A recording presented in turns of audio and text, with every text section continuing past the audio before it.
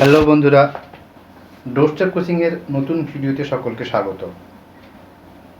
বিগত কয়েকদিন যাবৎ কিছু টেকনিক্যাল ইস্যুর জন্য আমি তোমাদের জন্য ভিডিও আপলোড করতে পারিনি।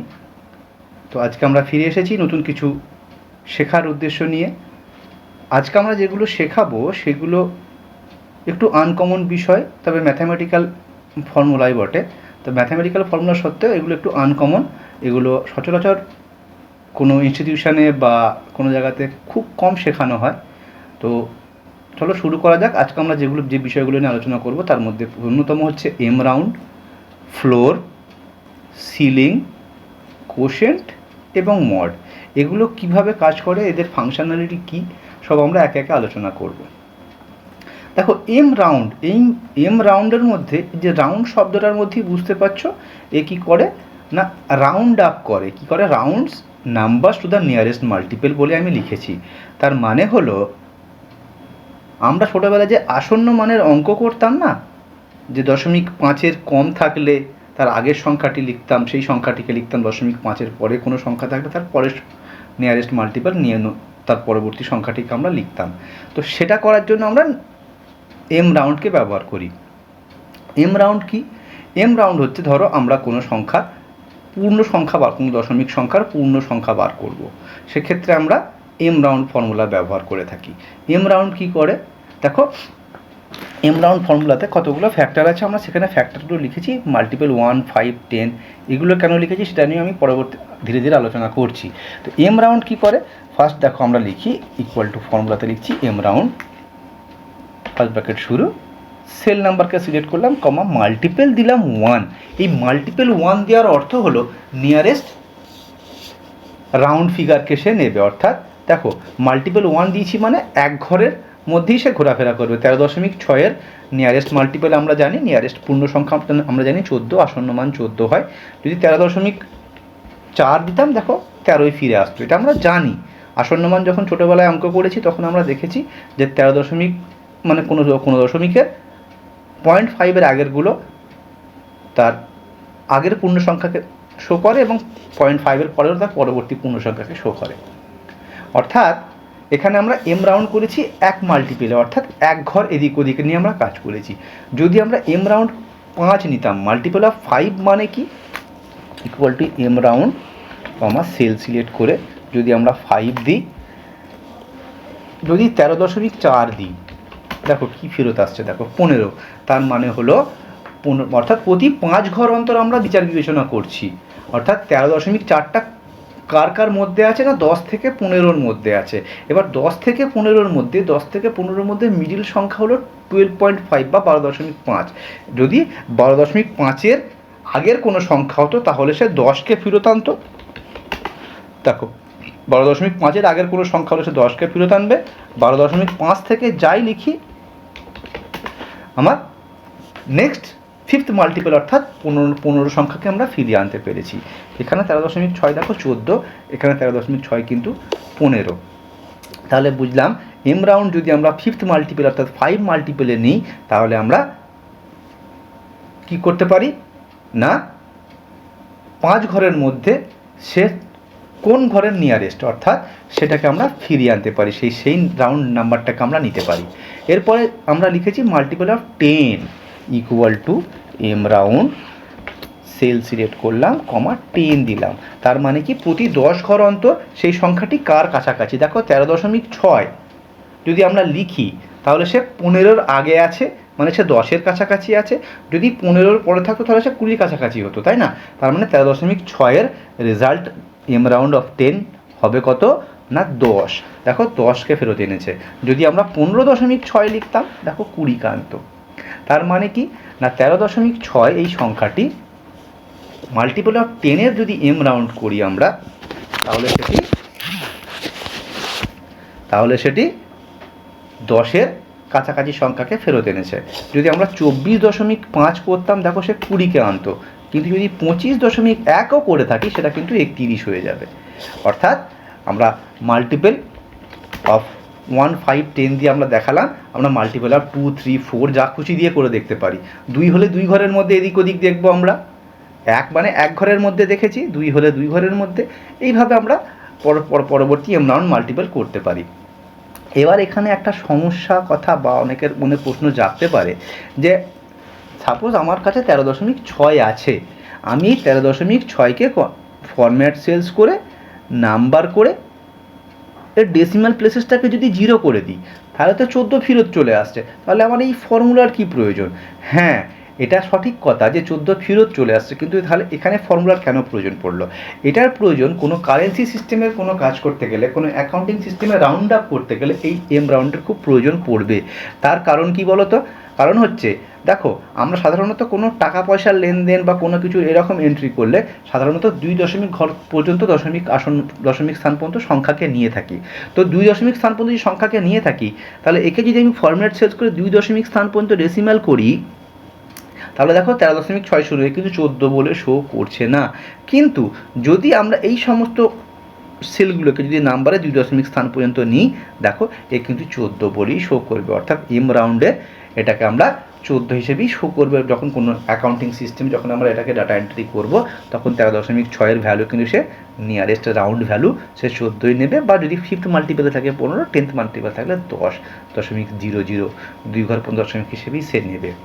তাহলে আমরা বুঝতে পারছি কেন ফরম্যাট সেলস করে ডেসিমাল প্লেসকে 0 করি না করে এম রাউন্ড দিয়ে আমরা তার নিয়ারেস্ট আসন্ন মানকে বার করেছি।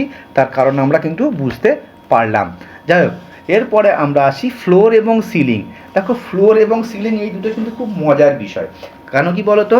ফ্লোর মানে কি? আমরা ফ্লোর মানে জানি কোনো বাড়ির মেঝেকে আমরা ফ্লোর বলি, সিলিং মানে ছাদকে বলি। এখন ফ্লোরের অবস্থান কোথায়? ফ্লোরের অবস্থান নিচেই এবং সিলিংয়ের অবস্থান উপরে। এক্সেল এখানে একটা খুব মাস্টার ক্লাস কাজ করেছে। ফ্লোর মানে হলো নিচেই, অর্থাৎ নিচের সংখ্যাটিকে আমরা ফেরত আনার জন্য ফ্লোরকে ব্যবহার করব, এবং সিলিং মানে হলো উপরের সংখ্যাকে ফেরত আনার জন্য, উপরের সংখ্যাকে শো করানোর জন্য আমরা ফ্লোরকে ব্যবহার করব। এম রাউন্ডের সঙ্গে ফ্লোরের একটা বেসিক তফাৎ আছে। এম রাউন্ড কিন্তু সার্টেন একটা জায়গাতে গিয়ে সার্টেন একটা মার্কের পরে আগে কিছু সংখ্যা দেখায়। যেমন 13.5 লিখলে 13.4 লিখলে 13 আসবে, 13.5 লিখলে কিন্তু 14 আসবে। কিন্তু ফ্লোর দেখো, ফ্লোর বলছে rounds down to the nearest multiple. মানে কি? সে সর্বদা ফ্লোর ফর্মুলা ব্যবহার করলে নিচের তোমার ভ্যালুটাকে নেবে, অর্থাৎ নিয়ারেস্ট নিচের ভ্যালুকে নেবে আমরা যে মাল্টিপেলে ব্যবহার করব সেই হিসেবে।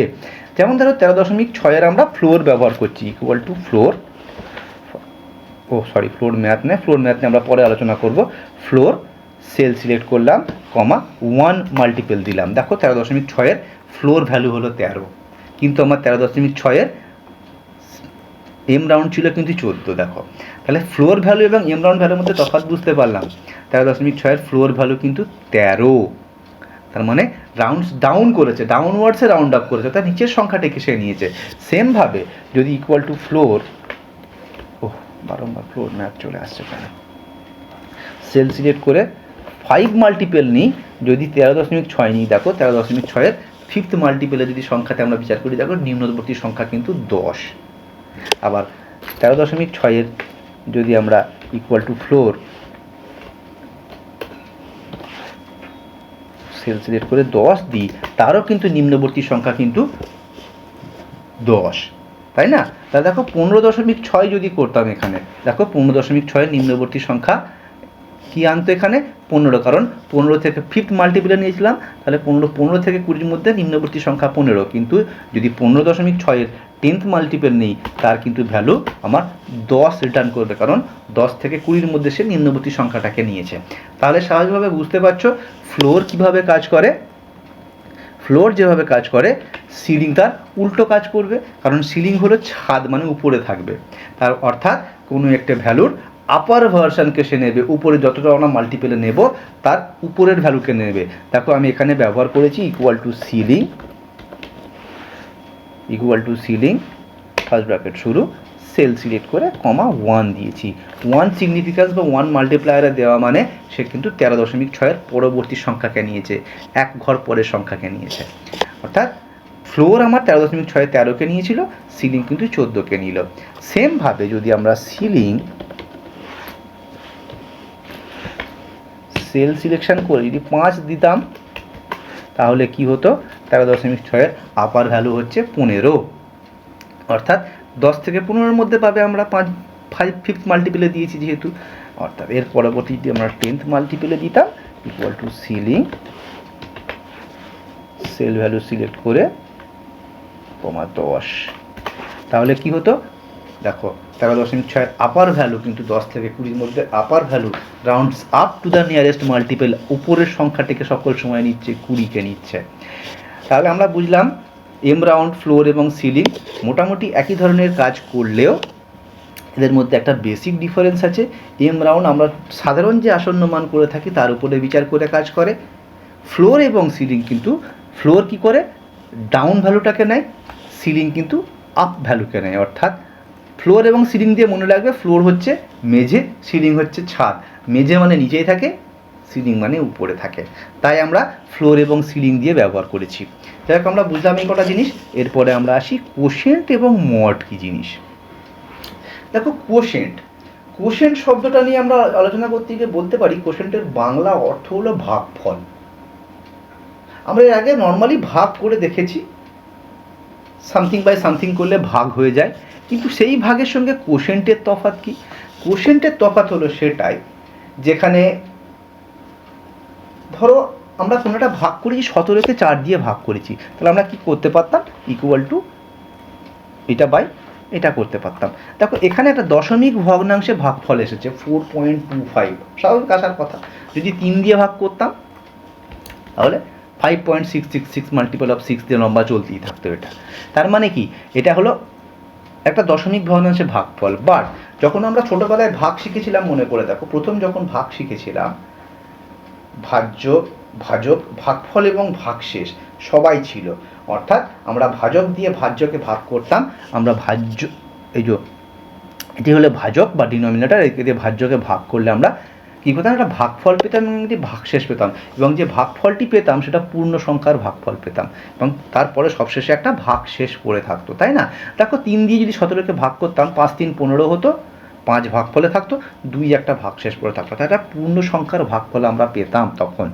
অর্থাৎ এখান থেকে আমরা বুঝতে পারি কোশেন্ট মানে কি, কোশেন্ট হলো পূর্ণ সংখ্যার ভাগফলকে রিলিজ করবে, পূর্ণ সংখ্যার ভাগফল, সে ভাগশেষ কত থাকবে সেটাকে সে আর সেই ভাগশেষকে পুনরায় আর ভাগ করতে যাবে না, দশমিক ভগ্নাংশ করে দশমিক দিয়ে শূন্য বসিয়ে সেই ভাগটা সে আর করতে যাবে না, সে শুধুমাত্র পূর্ণ সংখ্যার ভাগফলের ভ্যালুটাকে আনবে।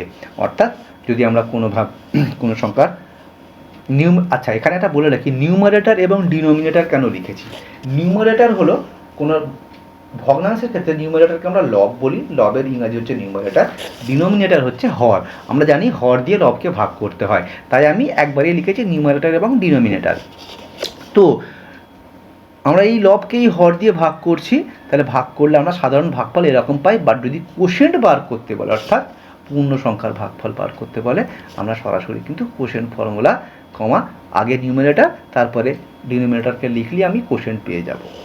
আবার দেখাচ্ছি quotient, QUOTIENT, quotient first bracket শুরু, নিউমারেটরকে ফার্স্টে লিখবো, অর্থাৎ লবকে প্রথমে লিখবো, হরকে তারপরে লিখবো, লিখে এন্টার দাবিয়ে দেবো। দেখো আমার কিন্তু পূর্ণ সংখ্যার ভাগফল চলে এসেছে। হ্যাঁ, আমার এখানে আমরা সরাসরি আরেকটা কাজ করতে পারি, QUOTIENT কোশেন্ট কমা সরাসরি এখানেও সংখ্যা বসাতে পারি। 17,3 বসানো মানে হলো দেখো সেই 5, অর্থাৎ আমি কাকে কত দিয়ে ভাগ করছি, এখানেও সেটাই বলা হলো, একে আমি এত দিয়ে ভাগ করেছিলাম, এখানে বলা হলো 17,3 দিয়েছি ডাইরেক্ট। আমি পুনরায় পুরনো ফর্মুলাতে ফিরে আসি, কোশেন্ট কমা এইটা কমা এইটা। তাহলে কোশেন্ট আমরা বুঝলাম। কোশেন্টের সঙ্গে মড কিন্তু সাইমালটেনিয়াসলি একইভাবে চলে। মড কি, মড হলো ফাইন্ড দ্য রিমাইন্ডার। রিমাইন্ডার মানে কি, রিমাইন্ডার মানে হলো ভাগশেষ।